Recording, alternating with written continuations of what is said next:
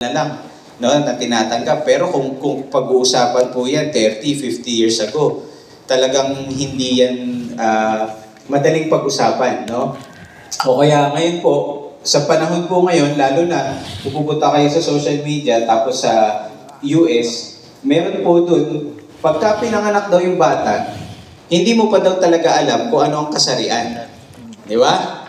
Ganun po yung pag-iisip na hindi mo daw dapat bigyan ng kasarian pag pinanganak kasi hindi mo naman alam kung lalaki o babae. Pero kayo, di ba, sa mga anak nyo, pag pinanganak, alam mo na, di ba, kung lalaki o babae. And ngayon rin po, yung isinusulong, di ba, sa gobyerno, yung sa usapang diborsyo o divorce. Maniwala kayo sa hindi, ito pong mga ito, hindi po yan bago. No, sabi nga po sa Bible, nothing is new under the sun.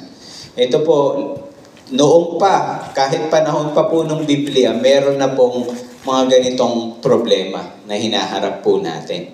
Kaya nga po, ang topic po natin today ay see family as Jesus did. Sabihin mo sa katabi mo, see family as Jesus did. S-E-E. Mamaya i-discuss po natin kung paano po ba dapat nating tingnan ang pamilya natin, kung paano po tinitingnan ni Jesus.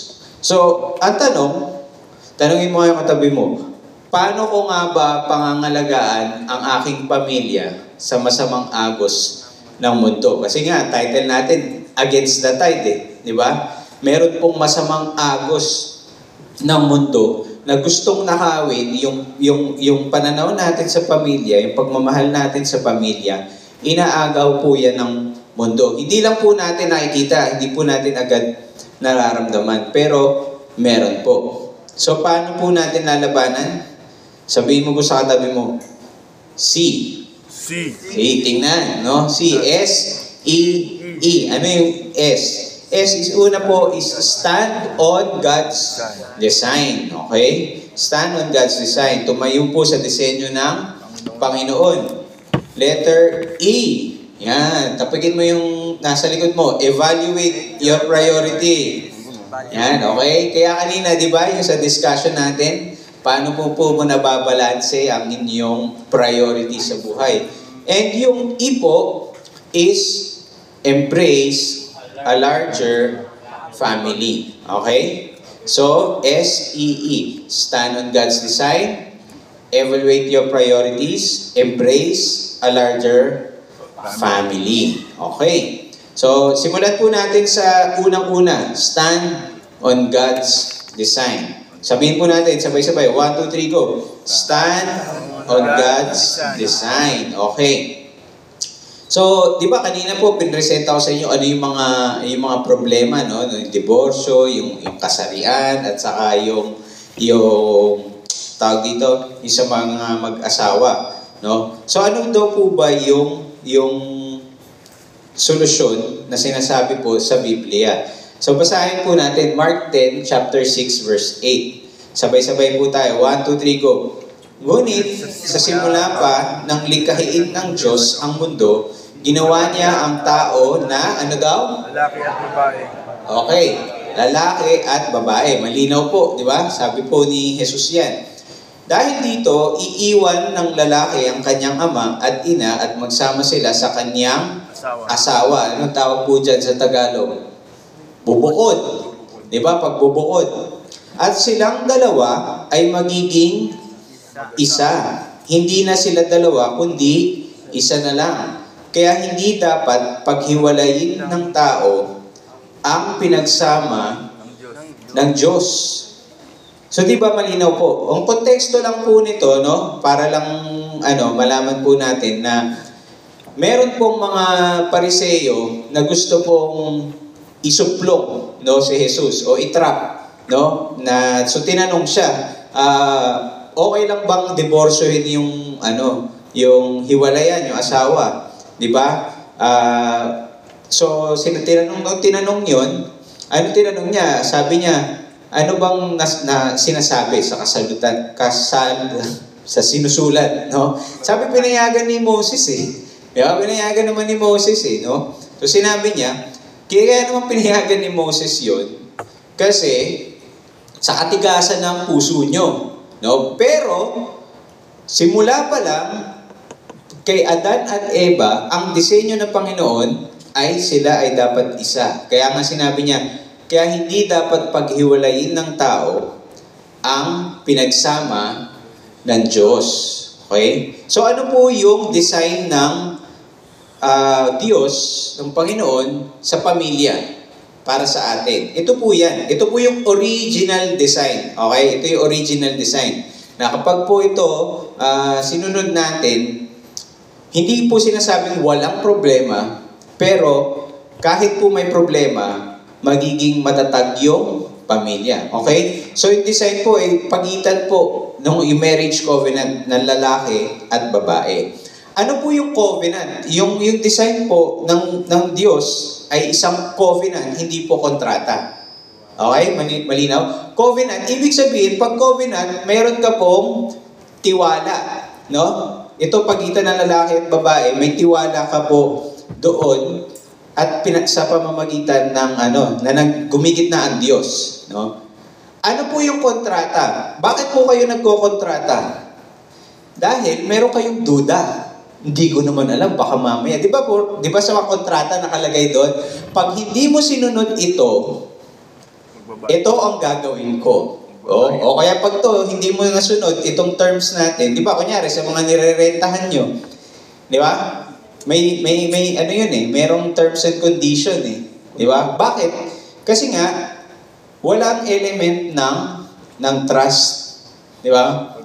Yun po yung pinagkaiba ng covenant at saka ng kontrata. Kasi nga po ngayon, sa panahon ngayon, ang kasal, parang nagiging kontrata na lang. Di ba? Parang gano'n na lang. No? Basta mahirapan, nagkaaway, or hindi magkasundo, sige, kontrata, tapusin na natin itong kontrata. Hindi po ganoon sa Panginoon. Kasi sa Panginoon, covenant po yan. Kasama po Diyan. No? Nung sino po mga kinasal na dito? Taas kamay. Yan. Huwag po kayo mahiya. Dahil disenyo po yun ng Panginoon. Di ba? Wala naman po, nung kinasal kayo, hindi nyo naman po inisip kung kailan nyo po hihiwalayan. Di ba? Wala naman nag-iisip ng ganun Ang lagi po natin naiisip ay makakasama natin to habang buhay. At saka, di ba, bago pa kayo ikasal, tinatanong nga no? Ng kung sino man na nagkakasal na for richer, for poorer, for better, for worse, till death, do us part. Di ba? Hanggang nandun talagang, sige, hanggang kamatayan, ang tawag dito, ang araw, ang buwan, ibibigay ko sa'yo. Pero pagka mga 2 linggo pa lang, wala na. Diba? Nakakalimutan na po natin na yung vow na binigay po natin, hindi po yun lang sa partner natin, pero po sa mata ng Diyos. Kaya nga po, sa inyo ko po ito nalaman yung kasabihan na ang pagpapakasal, hindi po parang kanin na pag sinubo mo, iluluwa mo lang. No? So, sa mga single po dito, no, katulad ni Boss Louie, di ba? Hindi po yun basta-basta. Okay? Okay, so yung isa pong disenyo rin, wala pong tao o sino man ang pwedeng maghiwalay. Kasi pag ginawa po natin yun, para po sinasabi natin sa Diyos, na yung disenyo mo, Lord, ayoko yan, pangit yan. Hindi yan maganda. Diba? Nire-reject po natin si Lord. Okay? So, sabihin mo sa katabi mo, see. Okay, stand on God's design. Yan, okay? Stand on God's design. Next po is i-evaluate po natin ang ating priorities. Okay? Evaluate yung priorities. Okay. So, alam na po natin na ang disenyo ng Panginoon, lalaki at babae, sa kasal po at sa pamilya, paano naman po natin malalaman, paano po tayo dapat mag-stand on God's design, at paano po natin may evaluate yung priorities natin. Ngayon, isi-share ko po sa inyo. May dalawa po kasing extreme, no? Sa prioridad. Una, ito yung side dito, Hindi ko itong site ito, based dito, di ba? Ano ba dito? Walang pagpapahalaga. Hindi ko po sinasabi na wala kayong pagpapahalaga. Example lang. Dito. Tapos dito sa extreme dito, mas pinahalaga naman yung pamilya kaysa sa Diyos. So meron po dalawang extreme. No? Na minsan, pag hindi po natin alam, napupunta po tayo sa isa at sa kabila. No? Extreme po yan. So dapat nga po balanse. Kaya po sa opening statement natin, dapat babalansehin. No? Dito po sa side na to, na walang pagpapahalaga sa pamilya, yung wala ng, minsan ganito po, minsan yung walang pagpapahalaga sa pamilya. Minsan yung meron po mga pamilya, no, na nagre-reklamo, may malapit po sa amin. Mas marami pa siyang oras sa simbahan kaysa sa akin eh. Diba? O yung iba na mas marami pa siyang oras sa trabaho kaysa sa akin. Bakit gano'n? Mas mabait pa siya sa ibang tao kaysa sa akin. Meron pong gano'n. Diba? May taong simbahan na yun, no? Nakakalimutan pa rin yung pamilya. Pero ang sinasabi po ng Panginoon, na sino mang kumalimot sa kanyang pamilya ay katulad ng isang hindi nananampalataya o naniniwala. Mas ano pa daw, mas higit pa doon. No, mas worse. Yung iba naman, sobrang pinapahalagahan yung pamilya kaysa sa Diyos, no? So, paano po nangyayari yun? Kunyari po, pagka minsan, kung ayaw na pong, kunyari, sinabi lang, tara, mag-worship tayo, magsimba tayo, o kaya anuhin natin ang salita ng Diyos. Di ba? Pagka kunyari, sinabi lang ni Mr. o ni Mrs., wag na, nakakatamad, mag-ano na lang tayo, dito na lang tayo. Minsan ayaw po natin, gusto na natin pagbigyan, para wala na lang away. Di ba? Nangyayari po yan. Yan po yung dalawang extreme. So, pero ano po ba yung sinasabi ng salita ng Diyos tungkol dito? Sabi niya po, basahin po natin, 1, 2, 3, sabay-sabaw. Go! Ang sino mang nais sumunod sa akin, pero mas mahalaga sa kanyang ama at ina, asawa ng mga anak, mga kapatid at maging ang kanyang sarili, ay hindi maaaring maging tagasunod ko. Si Jesus Christ po yung nagsasalita dito, di ba? Sino man ang nais sumunod sa akin, si Yesu Cristo, pero mas mahalaga sa kanya, alam mo, sa ano nga po, sa English, napakabigat ng salita dito, sinasabi po dito, pero hindi hate or does not hate yung family niya. Yung hate po na sinasabi po doon, ito lang po sabihin nun, mas mahalaga, no? Mas pinahalagan. At pinapahalagan yung mas mahalaga yung pamilya at mas mahalaga yung sarili, hindi siya paring maging tagasunod, no? Kasi po, pag sinunod po natin si Kristo, ang unang-una pong result o response natin is to die to self, no? Die to self. Kalimutan yung sarili. Yung ibig sabihin ng die to self, yung selfishness po natin, yung selfish desire. Dahil ang gusto po natin sundin is yung desire ng Panginoon para sa atin. So, paano po ba yan nangyayari? Kunyari, faith over family. Ano po ba dapat gawin? No? Piliin ng Diyos kaysa sa pamilya. Example po ng faith over family. Yung pagkonsinti sa asawa o anak sa kasalanan na ginagawa nila. Kunyari, alam mo na, may maling ginagawa na, namang ganyan, o ganun. Diba, hindi po natin sinasabihan. Hindi po natin pinapagalitan dahil takot po tayong magalit, no? O mapalayo yung loob nila sa atin, no? So sasabihin na lang natin, sige na nga, hayaan mo na, bata talaga yan, o kaya hayaan mo na, magbabago rin yan, di ba? O kahit nangyari rin po yun, no? Sa Bible, I think na lesson po yan 2 weeks ago o last week, no? Yung sino nga ba yun? Si Eli. Yung propeta, may dalawa siyang anak. Diba? Isipin mo, propeta na yun, yung dalawa niyang anak, naging parang propeta rin, pero mga bastos, mga walang respeto, yung anak niya. Hindi niya sinasabihan.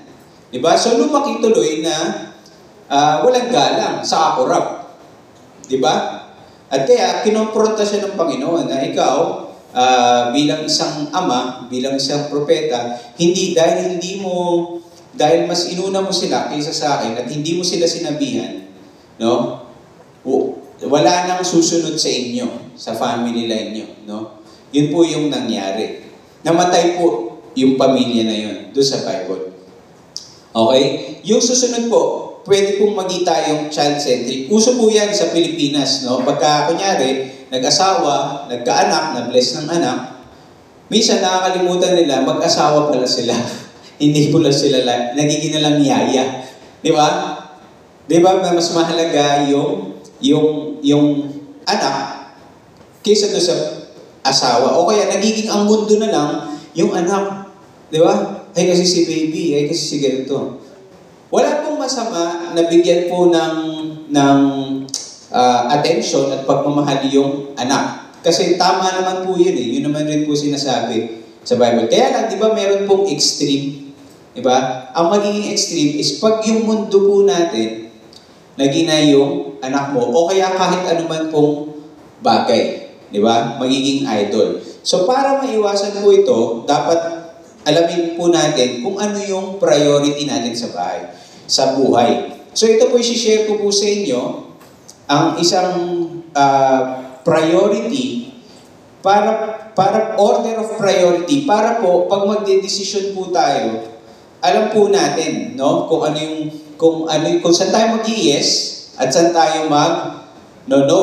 Di ba? Ito po yung relationship priority na sinasuggest po sa atin ng Diyos. Unang-una, syempre, sino yung number one? Ang Diyos, ang Panginoong Diyos, ang relasyon po natin kay Kristo. Sino yung pangalawa? Asawa. Kung ikaw po ay may asawa, ang asawa niyo po, sa ayaw mo at sa gusto, priority niyo po yun. No? Pangalawa, yung asawa. Pangatlo po, yung anak. Pang-apat, trabaho. Pang-lima, barkada. Ang tanong ko, bakit ba yung asawa kaysa sa anak? Unang-una, bakit po asawa kaysa sa anak? Dahil, kanino po ba kayo nakipag-isang dibdib?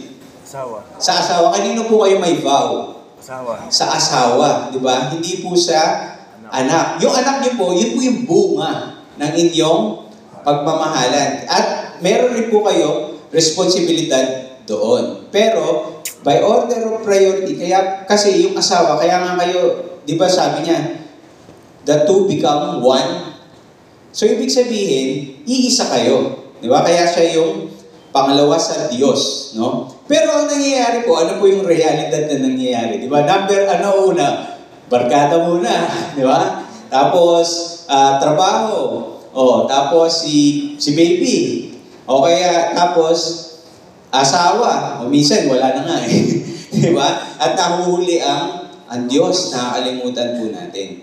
Yan. So, dapat po natin, ito po ay isang magandang guide para po malalaman po natin yung priorities po natin sa buhay. Kung saan po natin bibigay yung oras natin, kung saan po tayo hindi pwede, itong araw na to, oras ko to para sa Panginoon. Yan. Yan po yung relationship priority. So ano po yung matututunan natin prinsipyo?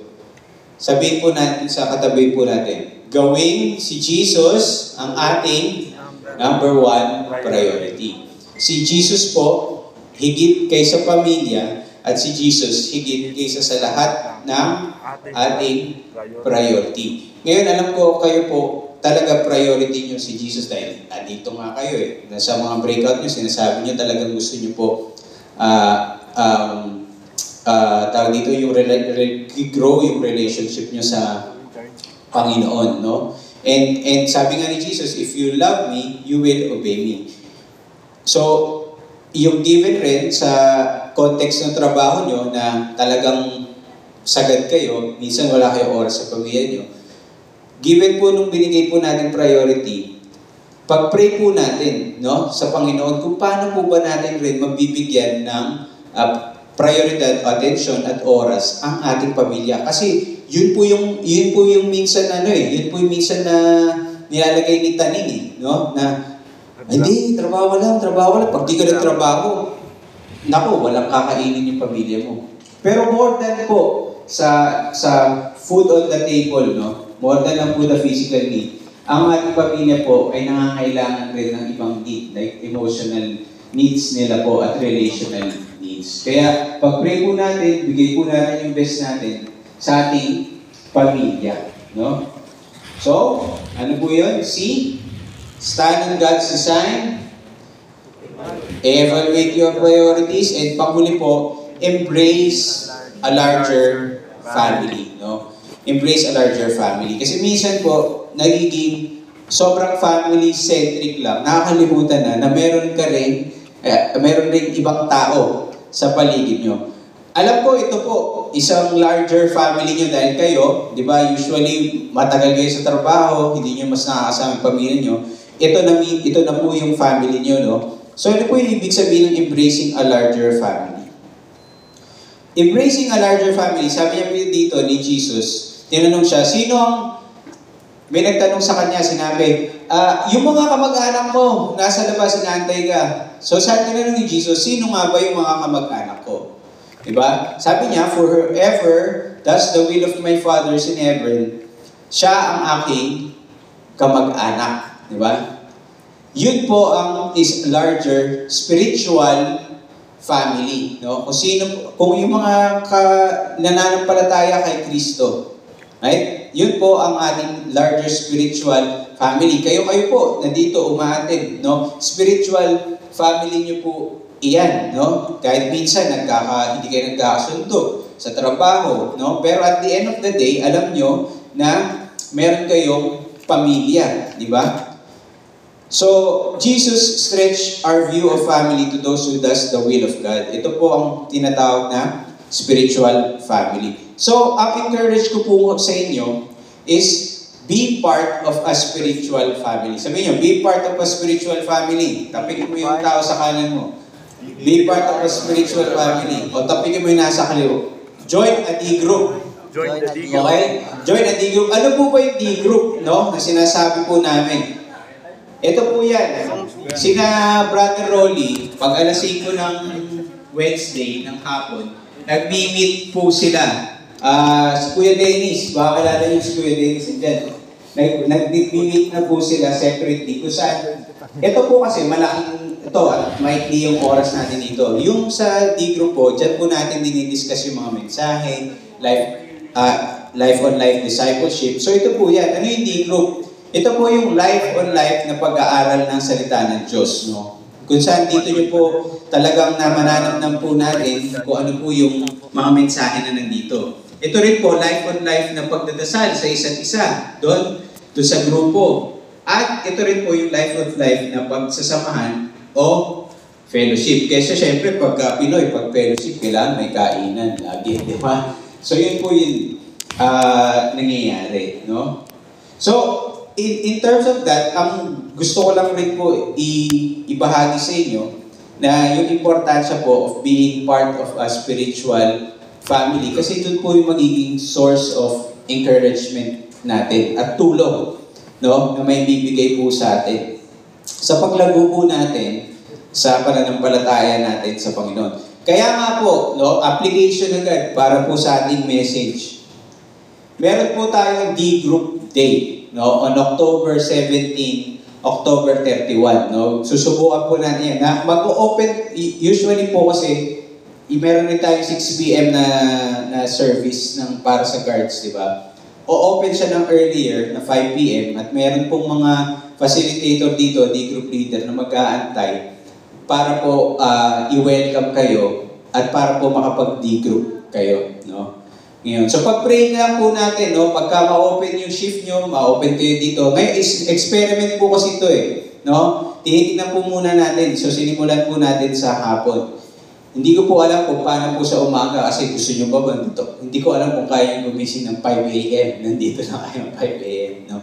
Pero yan po yan. Meron po tayo D-Group Day. So ang question is, do you want to be part of God's family? How can we be part of God's family? Sabi po sa John chapter 1, verse 12, many as received Him, si Jesus Christ, to them He became the right to become a child of God. Sino daw ang nagiging anak ng Diyos? Those who believe in His name. Right? Doon po sa lahat ng nananampalataya at naniniwala sa Kanyang pangalan. Right? Dahil po si Jesus, no? Meron po kasi bad news. Ang bad news po, tayo po lahat makasalanan. Tayo po lahat dapat pupunta ng impyerno. Pero sa sobrang pagmamahal ng Diyos sa atin, ipinadala niya po ang kanyang anak na si Jesucristo para mamatay sa krus, no? Para bigay po rin kabayaran ng kasalanan natin. Past, present, future sins. At siya po ay namatay, inilibing, pero hindi po doon nag-end yung story. Siya po ay nabuhay muli. No? Siya po ay nabuhay muli upang ipaalala po sa atin na siya ay Diyos at sa Kanya meron pong pag-asa.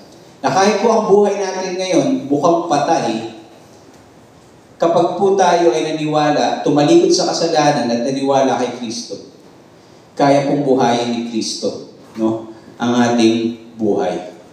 Kaya wag po kayong mawalan ng pag-asa. So sabihin mo sa katabi mo, maniwala ka kay Kristo.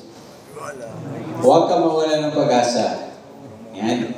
Okay. So as I close in prayer, no, can we all bow our heads and close our eyes po, no?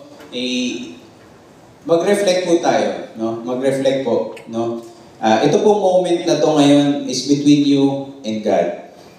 At kung gusto niyo pong ibigay ang sarili niyo, no? Ibigay ang tiwala niyo kay Kristo.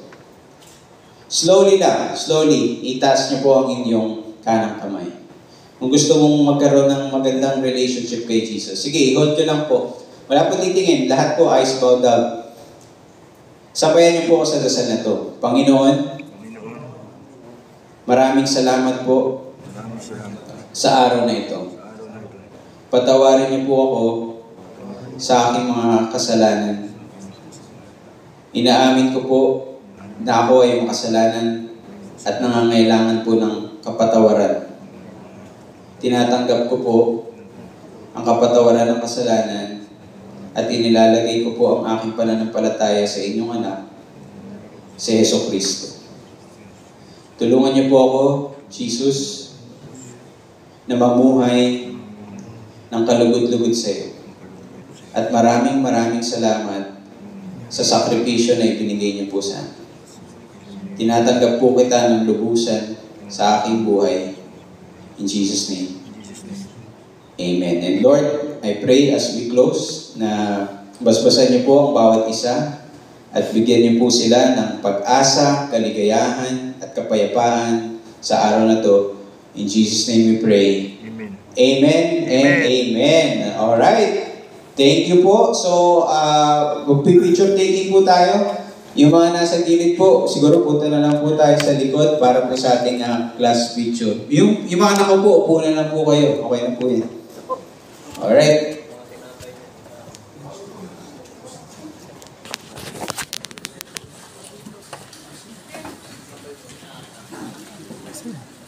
Atoy.